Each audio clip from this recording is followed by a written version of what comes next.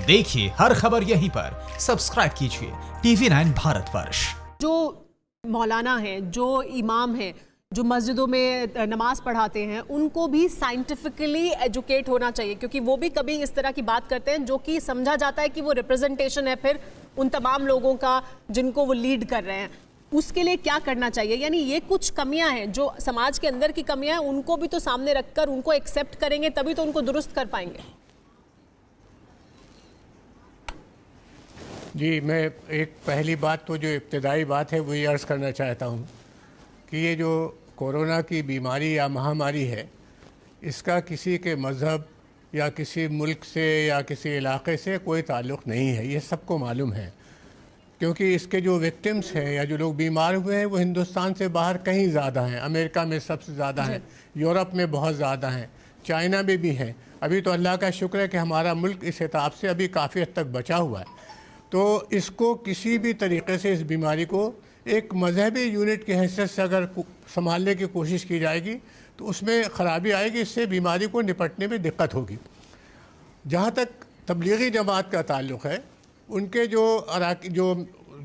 Manage करने वाले लोग थे, मौलाना साद हों या कोई और लोगों, इनसे ये गलती हुई है कि जब उन्होंने देख लिया था कि लॉकडाउन की सूरत हाल हो गई है, तो कहीं भी किसी बड़े कॉलेज को या किसी बड़े प्रेमिसेस को किराए पे लेकर अपने मेंबर्स को जो सोशल डिस्टेंसिंग का तरीक़ा है कि 1-1 मीटर के फासले पे रखते, मास्क पहनते, छूने नहीं देते, ये एहतियात अगर कर लेते तो शायद इतनी परेशानी नहीं बढ़ती, ना खुद उनके मेंबरों को और न हमारे मुल्क को।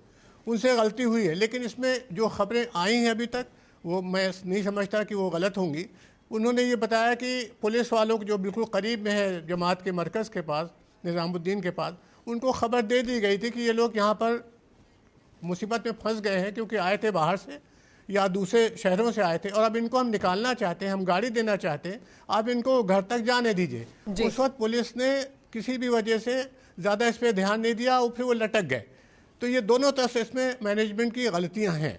अब जहाँ तक दूसरी टोटल मुस्लिम कम्युनिटी का ताल्लुक़ है, देखिए ऐसा है, मुसलमान हिंदुस्तान के यहाँ कोई नए तो है नहीं जी, 1000 साल के आसपास हो गए।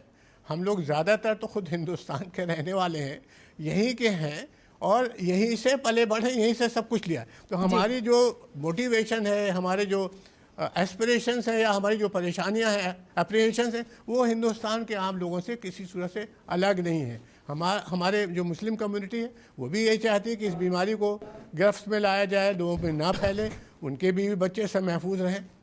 मैं नहीं समझता कि इसको कुर्बानी कहना चाहिए, ये बिल्कुल एक दानिशमंदी की बात है कि भाई हम लोग अगर दूर रहेंगे मस्जिदों में या किसी भी जगह अगर घेरेंगे नहीं तो हमें आसानी होगी और बीमारी कम होगी। लेकिन इसमें एक चीज़ एहतियात वाली ज़रूरी है। बताइए।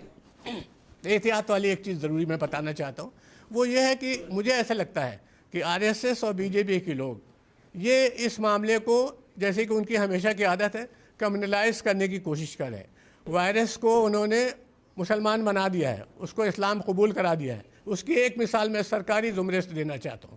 यूपी की गवर्नमेंट ने 9 जगह जो बहुत ज़्यादा सीरियस प्रॉब्लम थी, जोन जो थे, उसको जब आइडेंटिफाई किया तो हर चीज़ का पता उन्होंने मस्जिदों से जोड़ दिया।